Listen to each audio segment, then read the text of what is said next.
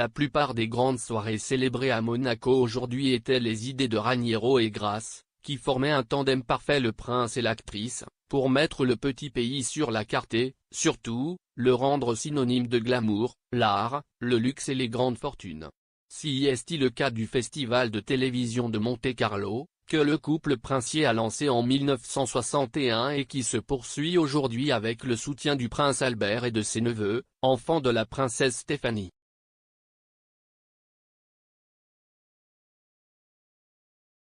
Si lors de l'investiture le chef de l'État monégasque avait le soutien de son épouse, la princesse Charlène, dans sa réapparition à l'agenda officielle après avoir vaincu le coronavirus, pour la clôture, ce sont ses neveux, fils d'Estefania de Monaco, qui l'ont accompagné à la cérémonie de clôture et l'ont fait, tout comme la présence espagnole, en pariant tout sur le rouge.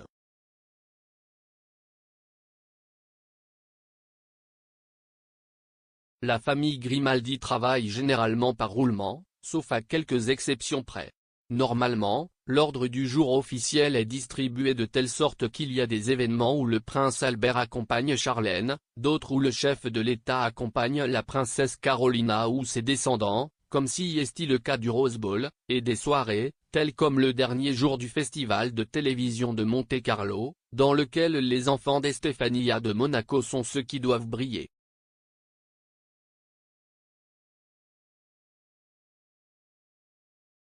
Louis Ducruet, également président de la Fédération et Sport de Monaco, et son épouse, Marie Ducruet, née Chevalier, qui travaille dans l'organisation d'événements en principauté, dont il est tombé amoureux lors de ses études à la Business School Schema et dont il s'est marié en juillet 2019.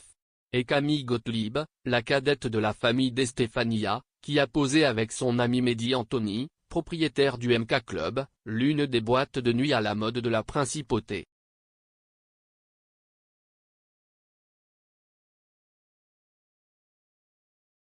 Camille Gottlieb et sa belle-sœur portaient du rouge, coïncidant avec la présence espagnole au festival, Aura Garrido. Au cours de la soirée, à laquelle ont assisté des acteurs et actrices tels que Jacqueline McInwood, Jason Priestley qui est venu avec son fils, Melissa Sue Anderson, Stephanie Kramer ou encore Ron Perlman, des séries européennes et américaines ont été présentées au Grimaldi Forum qui promettent de être un blockbuster et sont l'occasion de faire des affaires et de rencontrer des professionnels du secteur.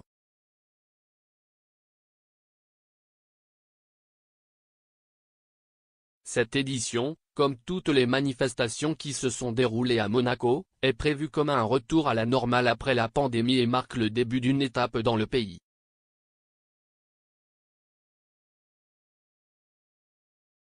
En effet, le vendredi 8 juillet prochain aura lieu le bal de la Rosa qui n'a pu se tenir en mars pour des raisons de santé, un grand événement auquel la présence des princes Albert et Caroline de Monaco est attendue avec tous leurs fils, filles, gendres et belles-filles.